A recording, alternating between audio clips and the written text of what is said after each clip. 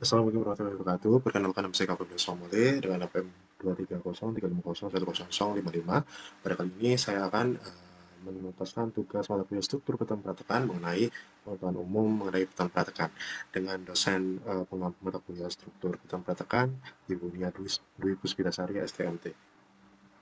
Yang pertama kita harus mengerti definisi umum mengenai beton praktekan itu apa. Beton praktekan adalah beton yang mengalami tegangan internal dengan besar dan distribusi sedemikian rupa sehingga dapat mengimbangi sampai batas tertentu tegangan yang terjadi akibat beban eksternal. Kemudian kita memasuki ke pertanyaan pada tugas mata kuliah struktur beton praktekan kali ini.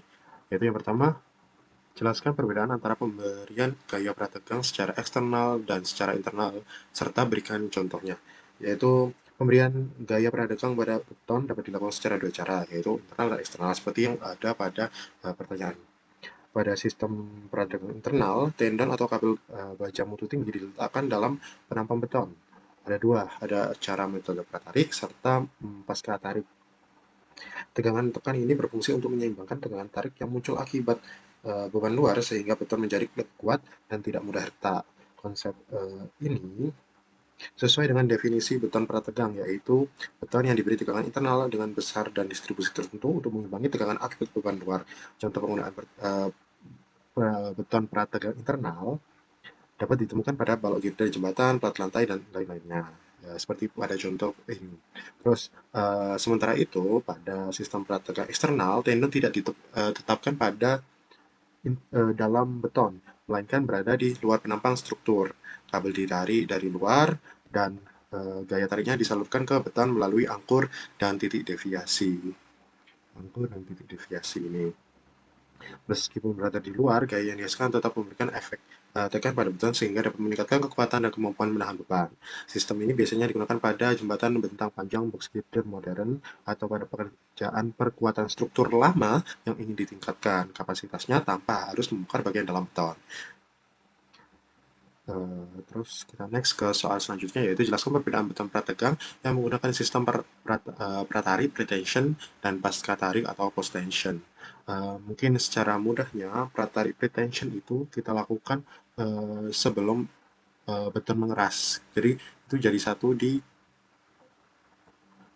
kalau pratarik itu kita taruh tendonnya dulu, baru kita nanti uh, kasih betonnya ke dalam backcasting atau cetakan yang ada.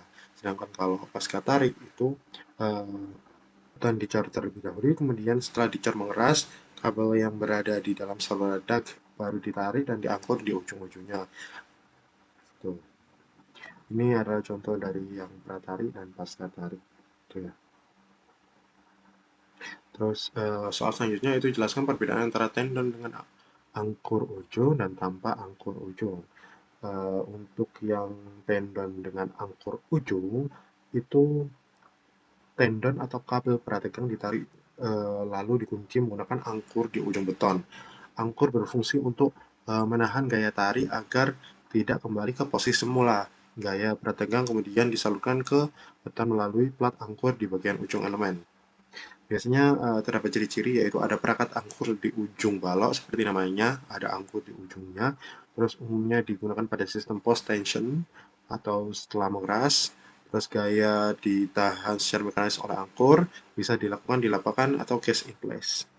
Terus untuk yang tanpa angkur yaitu tidak menggunakan angkur permanen di ujung beton. Setelah kabel ditarik dan beton mengeras, gaya prategang ditransfer ke beton melalui ikatan bond antara baja dan beton. Ciri-cirinya tidak ada angkur mekanis di ujung elemen.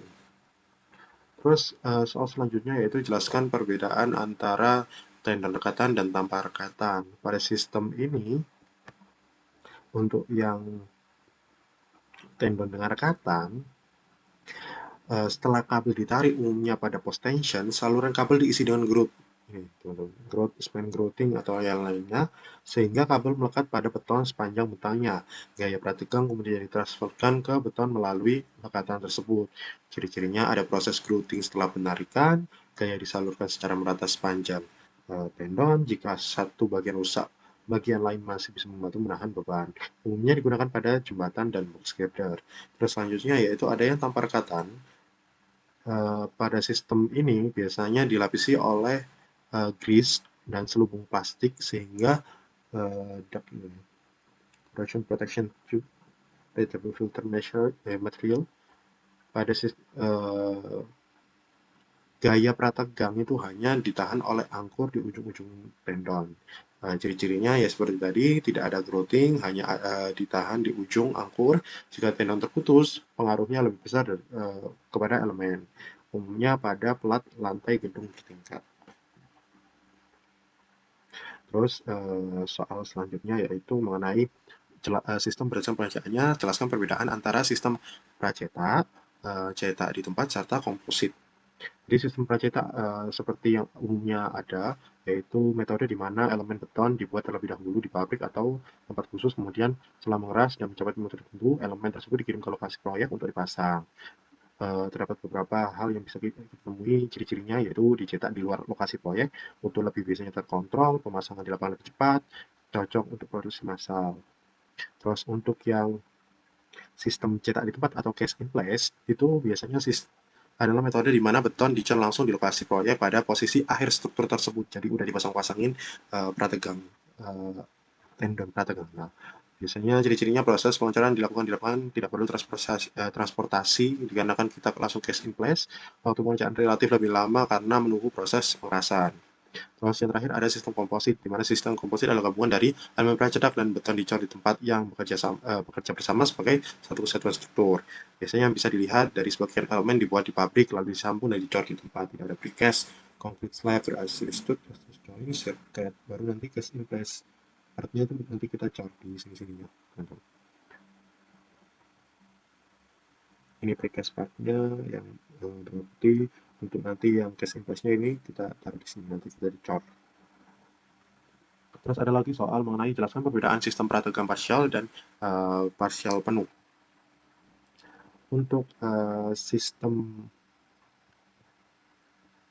prategang penuh adalah kondisi di mana gaya prategang dibuat cukup besar sehingga beton tidak mengalami tarik sama sekali saat mendorong beban kerja, seluruh penampang tetap dalam kondisi tekan. Sedangkan pada prategang parsial, prategang adalah kondisi di mana gaya prategang tidak sepenuhnya menghasilkan tekanan tarik sehingga pada beban tertentu beton masih boleh mengalami sedikit tarik dan retak kecil. Dan selanjutnya, manakah yang lebih baik antara sistem prategang parsial dan prategang penuh? Pada dasarnya ini tergantung kebutuhan. Nah, bisa dilihat bahwa prategang penuh lebih baik jika satu, tidak boleh ada retak sama sekali, misalnya jembatan besar, struktur membutuhkan ketahanan tinggi dan durabilitas maksimum. Terus lingkungan agresif dekat laut, beban berat, karena seluruh penampang selalu dalam kondisi tekan. Sedangkan prategang parsial lebih baik jika kita gunakan saat mempertimbangkan ekonomi lebih diutamakan. Terus kedua, retak kecil masih diperbolehkan dalam sama, umumnya pada gedung bertingkat dan pelat lantai.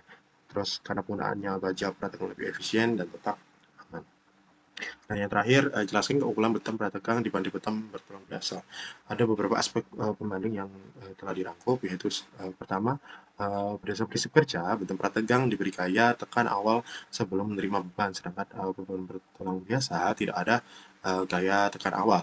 Terus yang kedua ada kapasitas beban untuk beton prategang lebih besar untuk ukuran penampang yang sama, sedangkan beton bertulang biasa itu lebih kecil dibanding prategang.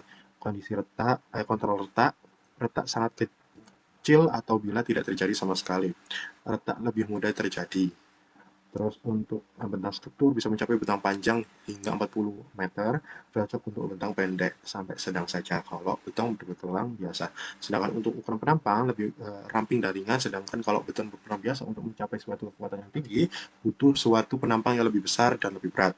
Terus lanjutan defleksi lebih kecil dan lebih terkontrol kan ada bantuan dari sistem peratuk yang tersebut. Sedangkan beton bertulang biasa itu hanya menumpang gaya aksial yang sangat besar sehingga terjadi lanjutan yang lebih besar. Durabilitas pasti beton prategang itu lebih tahan lama karena retak yang terjadi itu sangat minimal, sedangkan beton bertulang biasa itu lebih rentan terhadap korosi jika retak. Terus efisiensi material lebih efisiensi untuk proyek besar, lebih ekonomis untuk proyek kecil. Terus untuk biaya awal pasti untuk beton prategang itu lebih mahal di awal, sedangkan untuk beton bertulang biasa itu lebih murah dan sederhana. Sekian presentasi penugasan struktur piton bertulang pada kali ini. Terima kasih. Wassalamualaikum warahmatullahi wabarakatuh.